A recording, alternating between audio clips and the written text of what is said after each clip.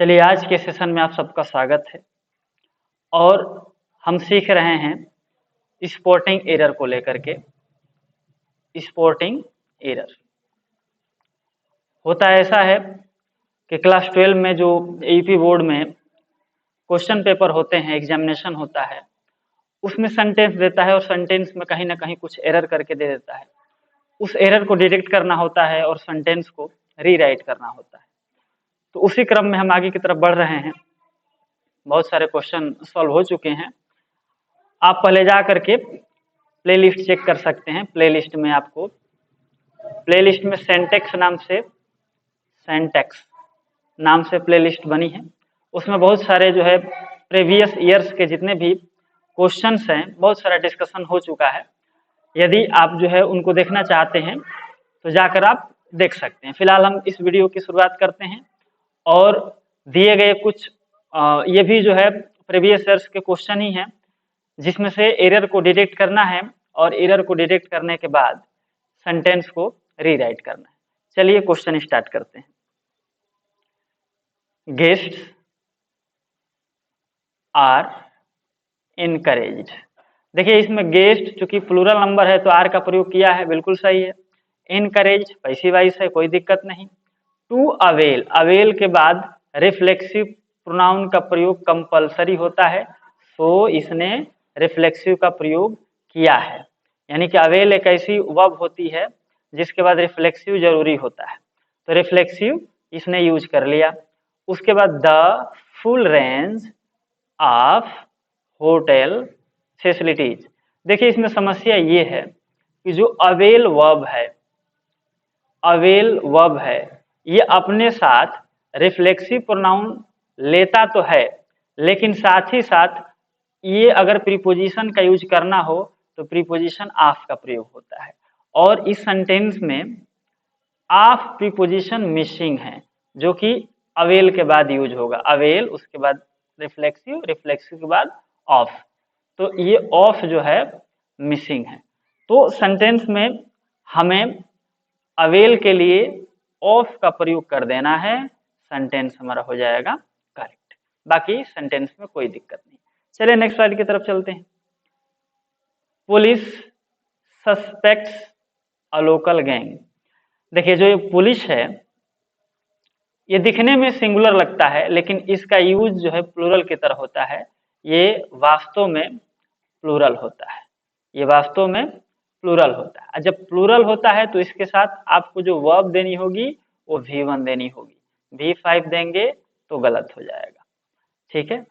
तो पुलिस की तरह कुछ और भी शब्द होते हैं जो दिखने में आपको सिंगुलर की तरह प्रतीत हो सकते हैं, लेकिन वो बेसिकली जो है प्लूरल होते हैं। जैसे पीपल हो गया, आपका ये पुलिस है, ये है साथ में पुलिस हो गया। जैसे इसके साथ मान लीजिए पोल्ट्री हो गया, जैसे जेंट्री हो गया। तो ये सारे शब्द जो है दिखने में जो है सिंगुलर लगते हैं, लेकिन होते हैं प्लूरल। तो इनके साथ प्लूरल वर्ब का प्रयोग होता है, यानी कि प्रेजेंट इंडेफिनिट टेंस है तो V1 का प्रयोग होगा, V5 का यूज नहीं होगा। तो यहाँ से आपको एस हटा देना है और एस हटाने के बाद सेंटेंस आपका सही हो जाएगा। चलिए नेक्स्ट स्लाइड पे चलते हैं। There are many types of deers. देखिए यहाँ पर जो समस्या है, देयर आर है, मेनी का प्रयोग किया है, टाइप्स का प्रयोग किया है, कोई दिक्कत नहीं। दिक्कत यहाँ है डियर्स में, क्योंकि आपको पिछले भी स्लाइड्स में प्रीवियस ईयर्स को क्वेश्चन कराते समय पीछे के वीडियो में ये शब्द हम बताए थे कि डियर जो शब्द होता है इसके साथ डियर एक हो तो भी अ डियर, डियर एक से ज्यादा हो, मान लो कि 5 डियर है तो 5 डियर, 5 डियर। अब इसमें जो डियर यूज किए हैं अगर इसमें ए से जोड़ देते हैं तो हो जाएगा गलत। यही हाल आपके शिप के साथ भी होता है।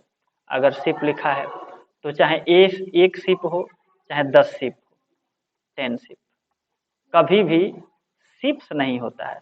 अगर इसमें शिप के साथ एस जोड़ देंगे तो सेंटेंस हो जाएगा गलत। तो इधर कुछ नहीं करना है आपको, इधर जो है जो ये एस दिख रहा है इसको हटा देंगे तो सेंटेंस हमारा हो जाएगा करेक्ट। बाकी सब ठीक है। There are many types of deer. चलिए नेक्स्ट स्लाइड की तरफ। Every two of the houses was slightly different. Every two of the houses यानी घरों में से प्रत्येक दो घर, वाज स्लाइटली थोड़े से हैं, डिफरेंट माने अलग हैं। कुल मिला के सेंटेंस जो है कहना ये चाहता है कि हर दूसरा घर जो है थोड़ा अलग है, स्लाइटली डिफरेंट है एक दूसरे से। तो हर दूसरा घर है तो दूसरा की अंग्रेजी टू नहीं होती है ना, दूसरा की अंग्रेजी सेकेंड होती है। तो इसमें लिख सकते हैं एवरी सेकेंड, हाउसेज ना लिख करके आपको लिखना है हाउस बस। Every second house was slightly different, यानी कि हर दूसरा घर थोड़ा सा अलग था, हर दूसरा घर थोड़ा सा अलग दिखता था, डिफरेंट दिखता था। चलिए नेक्स्ट स्लाइड की तरफ चलते हैं। The choice was him. अच्छा देखिए इसमें जो कहते हैं कि यह कलम मेरी है, तो इसकी अंग्रेजी क्या बनाते हैं? दिस पेन इज माइन, यह कलम मेरी है। अगर यही बनाना है कि यह कलम उसकी है तो दिस पेन इज, यदि उसकी है यानी कि वो लड़की है तो हर्फ लिख देंगे, यदि वो लड़का है तो हिज का प्रयोग करेंगे। यानी हमारे कहने का मकसद ये है कि आई के लिए पोसेसिव प्रोनाउन जो है माइन का प्रयोग होता है, ही के लिए हिज का, सी के लिए हर्ष। अब देखिए जो हिज है ना, हिज दिखने में चाहे पोसेसिव प्रोनाउन की बात कर लीजिए, पोसेसिव प्रोनाउन की बात कर लीजिए या पोसेसिव पोसेसिव एडजेक्टिव की बात कर लीजिए, दोनों स्थिति में ही का पोसेसिव प्रोनाउन और पोसेसिव एडजेक्टिव हिज ही होता है। अब यूज करने के ऊपर होता है। जैसे देखिए यहाँ पर माइन यूज किए हैं तो इसकी जगह पे अगर ही का हमें पोसेसिव प्रोनाउन यूज करना होगा तो यहाँ हिज यूज करेंगे, न कि हिम। ये देखिए दिस द चॉइस, यह जो है इच्छा या यह अभिलाषा जो है, वाज हिम उसकी थी, तो यहाँ पर हिम जो यूज किया ऑब्जेक्टिव केस में यूज नहीं होगा बल्कि पोसेसिव प्रोनाउन में यूज होगा। तो यहाँ हिज हिम के जगह पे अगर हिज का प्रयोग कर देते हैं तो सेंटेंस हमारा हो जाएगा करेक्ट। ठीक है, और कोई दिक्कत नहीं। नेक्स्ट स्लाइड पे चलिए। Ram is the older of their two sons. देखिए बड़ा बड़ा की अंग्रेजी जो है एक तो ओल्डर होती है और एक एल्डर होती है, ओल्डर और एल्डर। ओल्डर होता है अदर कोई भी लोग हैं, अगर आपसे बड़े हैं तो उनके लिए ओल्डर का प्रयोग कीजिए, और आपके ब्लड रिलेशन में, आपके सगे भाई बहनों में, आपके सगे रिलेशंस में, यानी कि ब्लड रिलेशन, ब्लड रिलेशन में जितने भी आपकी रिश्ते आएंगे उसमें अगर कोई बड़ा है तो उसके लिए एल्डर का प्रयोग करें, और अगल बगल के लोग अगर कोई बड़े हैं तो उनके लिए ओल्डर का प्रयोग कीजिए। अब इस सेंटेंस में देखिए कौन ब्लड रिलेशन में है और कौन ब्लड रिलेशन में नहीं है। तो Ram is the older, Ram जो है बड़ा है, ऑफ देयर टू सन्स, अपने दो लड़कों, उनके दो लड़कों में, यानी कि देयर टू सन्स उनके दो लड़के हैं, और Ram is the older, Ram उन दोनों में सबसे बड़ा है। अब देखिए इसमें जो कंसेप्ट काम करता है ये करता है कि उन्हीं के दो लड़के हैं और दोनों लड़कों में राम सबसे बड़ा है, तो राम जिससे बड़ा है वो तो सगा भाई हुआ ना, तो सगा भाई हुआ राम का, तो यहाँ द ओल्डर का प्रयोग ना करके यहाँ पर ओल्डर की जगह एल्डर का प्रयोग करेंगे, द इसी तरह से रह जाएगा, कोई दिक्कत नहीं। Ram is the elder of their two sons. तो इस बात का ध्यान रखें कि ओल्डर का प्रयोग जो है अदर रिलेशन में होगा, अदर रिलेशन में, और एल्डर का प्रयोग जो है ब्लड रिलेशन में होगा, इस बात का ध्यान रखें। अच्छा देखिए इसमें एक और कंसेप्ट काम करता है। कभी भी जो है कंपैरेटिव डिग्री अगर लगती है, कंपैरेटिव डिग्री लगती है तो कंपैरेटिव डिग्री से पहले द का यूज नहीं होता है, द का यूज करना गलत होता है। अगर सुपरलेटिव डिग्री है तो द का प्रयोग कंपलसरी होता है। ठीक है, अब यहाँ पर द लगा है फिर भी सही है।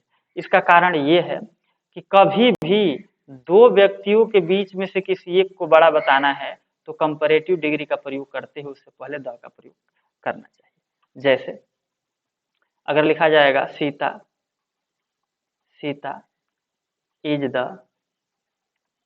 The taller, taller of her, her two friends. ठीक है, तो सीता जो है लंबी है अपने दोनों दोस्तों में से, यानी कि सीता के 2 दोस्त थे, वो दोनों दोस्तों में सबसे लंबी है। तो कहने का मतलब कि टालर ऑफ हर 2 फ्रेंड्स, 2 मित्र हैं, उसमें जो है सीता जो है बड़ी है, तो टालर्स के पहले आपको द का प्रयोग करना पड़ेगा। और इसमें जो है देखिए आमतौर पे कंपैरेटिव डिग्री जब भी यूज होती है तो उसके बाद जो प्रीपोजिशन आप या फिर कंजंक्शन के रूप में जो कुछ भी आप यूज करते हैं वो देन का यूज करते हैं। लेकिन जब 2 व्यक्तियों की बात हो रही हो, 2 व्यक्तियों में सीता लंबी है, तो इसमें जो है देन की जगह पे ऑफ का प्रयोग किया जाता है। देन का प्रयोग करेंगे तो गलत हो जाएगा। तो इसीलिए जो है यहाँ पर द ओल्डर यूज किया है कंपैरेटिव डिग्री का और ऑफ का प्रयोग किया है। ठीक है, चलिए नेक्स्ट स्लाइड की तरफ चलते हैं। His mother is confined at her bed.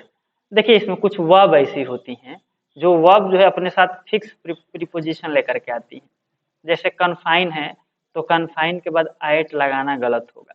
Confined, confine मतलब अपने आप को सीमित कर देना, तो कन्फाइन के बाद अगर प्रीपोजिशन यूज करना है आपको तो फिर टू यूज करेंगे।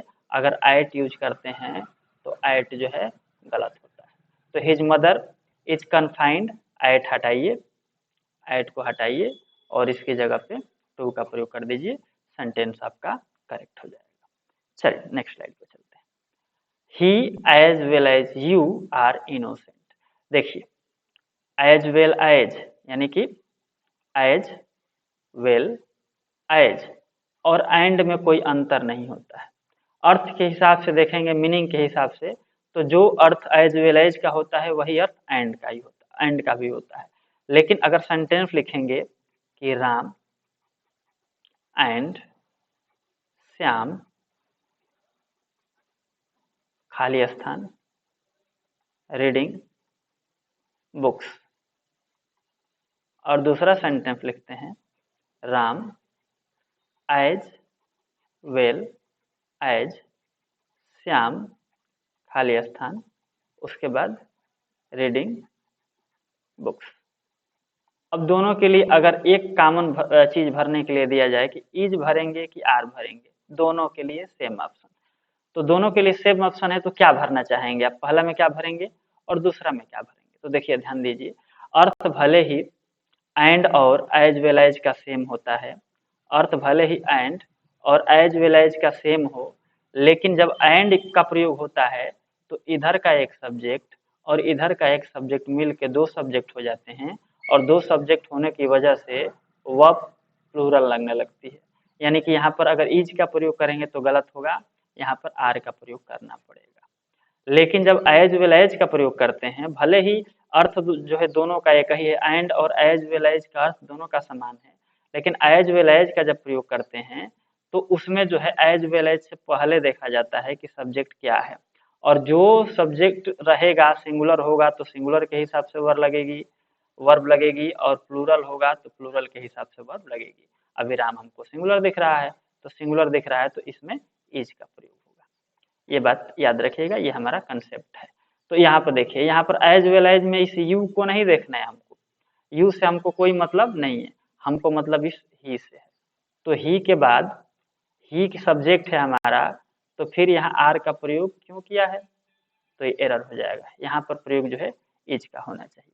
तो इस तरह से सेंटेंस सही हो जाएगा। चूंकि ही सिंगुलर है तो इज इसके साथ सिंगुलर वर्ब सूट करेगा, और यू के साथ तो आर सूट करेगा ही करेगा, लेकिन यू सब्जेक्ट होता तब ना हम सोचते, यू हमारा सब्जेक्ट ही नहीं है, सब्जेक्ट हमारा ही है। एंड होता, अगर एज वेल एज की जगह एंड का प्रयोग होता तो सेंटेंस आर बिल्कुल सही होता, जो वर्ड आर प्रयोग किया गया है सही होता और सेंटेंस भी करेक्ट हो जाता।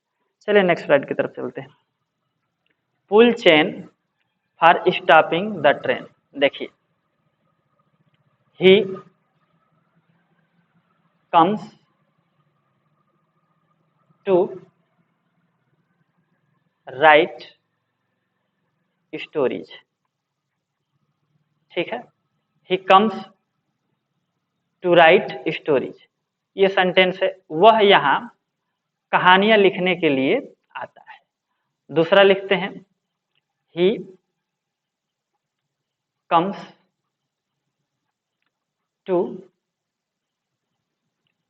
he comes to take he comes to take money, एक सेंटेंस ये लिख देते हैं। और एक और लिखते हैं he went to market to chairs। देखिए अब इन सेंटेंस को ध्यान से देखिए, यहां पर जो है जो टू राइट यूज किया गया है बिल्कुल सही है। ही कम्स वह आता है, टू राइट स्टोरीज कहानियां लिखने के लिए आता है। He comes to take money वह धन लेने के लिए आता है।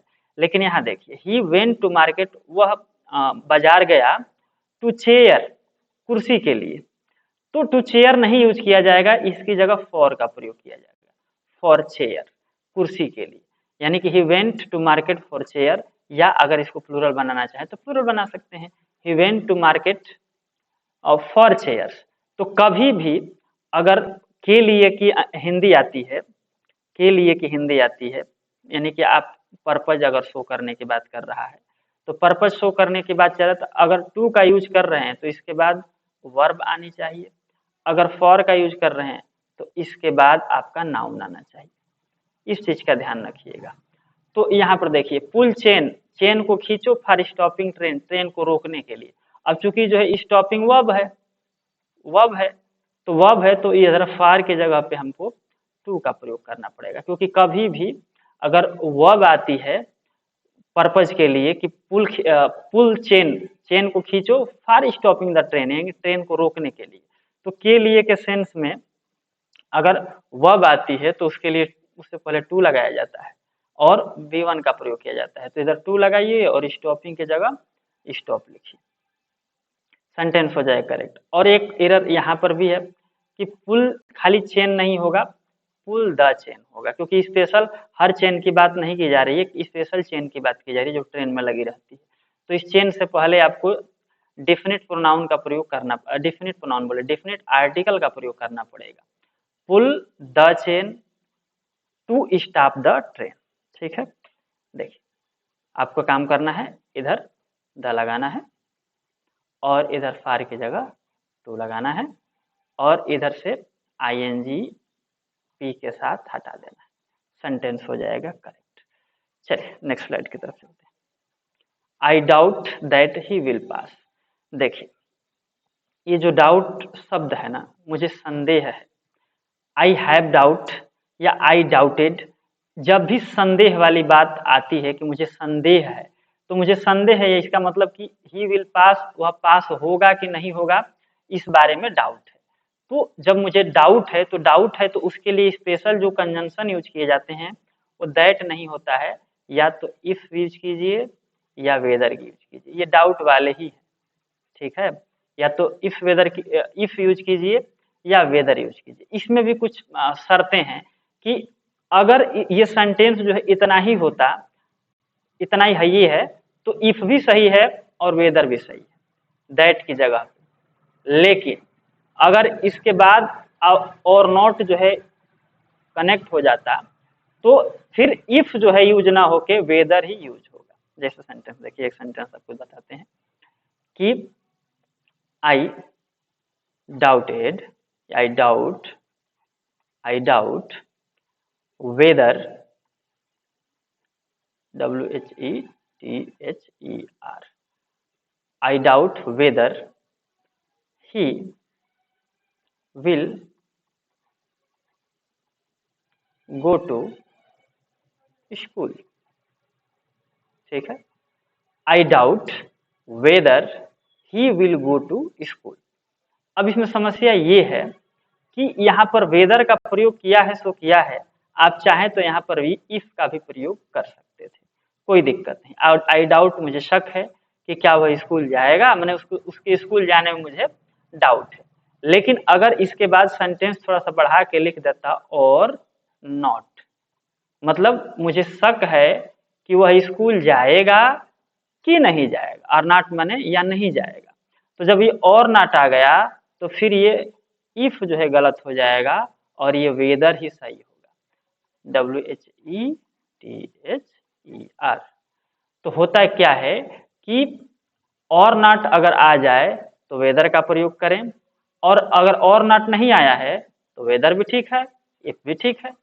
अब होता क्या है कि दैट में क्या दिक्कत है, दैट में यही दिक्कत है कि जब भी डाउट का प्रयोग हो, जब भी डाउट, तो डाउट संदेह बताता है, संदेह बताता है तो दैट प्रीपोजिशन लेकर संदेह बताने वाला दैट प्रीपोजिशन बोल रहे हैं, दैट कंजंक्शन ना लेकर के संदेह प्रकट करने वाले कंजंक्शन का प्रयोग होगा, यानी कि वेदर और इफ, ये संदेह प्रकट करते हैं तो इसलिए इनका प्रयोग हो जाएगा।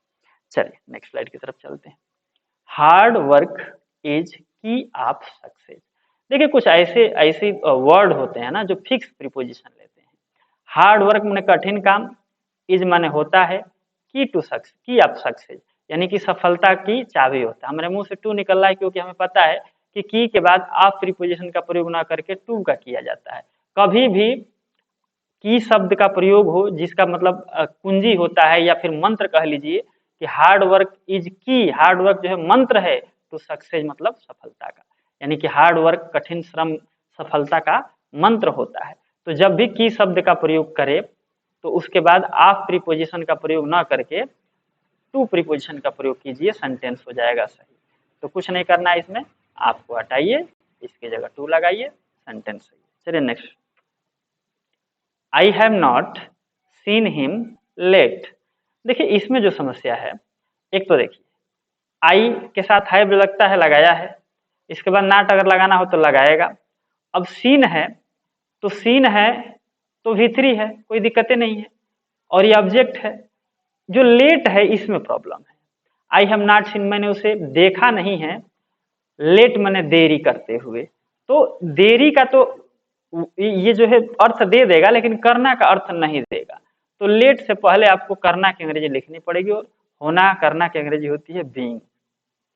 तो इसका मतलब हो जाएगा I have not seen him, मैंने उसे नहीं देखा है, बीइंग लेट यानी कि लेट होते हुए, लेट होते हुए यानी कि देर करते हुए, या लेट होते हुए मैंने उसे कभी देखा नहीं। तो यहाँ पर लेट अकेले यूज नहीं हो पाएगा, इससे पहले आपको बीइंग शब्द का प्रयोग करना होगा जिसका अर्थ होना आता है, तो मैंने उसे लेट होते हुए नहीं देखा है। चलिए नेक्स्ट क्वेश्चन की तरफ चलते हैं। लीजिए समाप्त हो गया। तो ये कुछ क्वेश्चन थे जो प्रीवियस ईयर्स के बोर्ड के एग्जाम में अलग अलग कोड के माध्यम से उत्तर प्रदेश के एग्जाम में पूछा था, एक एक करके हम सॉल्व कर रहे हैं। कुछ जो है क्वेश्चन पिछले वीडियो में भी सॉल्व कर चुके हैं, यदि अभी तक आपने उसको देखा नहीं है तो जा करके पहले देख लीजिए और उससे लाभ उठाइए। यदि आपको ये सीरीज अच्छी लग रही है, यदि आपको इससे लाभ मिल रहा है तो चैनल को सब्सक्राइब कर लीजिए, ताकि जब भी नया वीडियो अपलोड हो तो उसका नोटिफिकेशन आपको मिल जाए। इसके लिए बेल आइकन को भी प्रेस कीजिए। चलिए सेशन को यहीं समाप्त करते हैं और मिलते हैं नेक्स्ट सेशन में।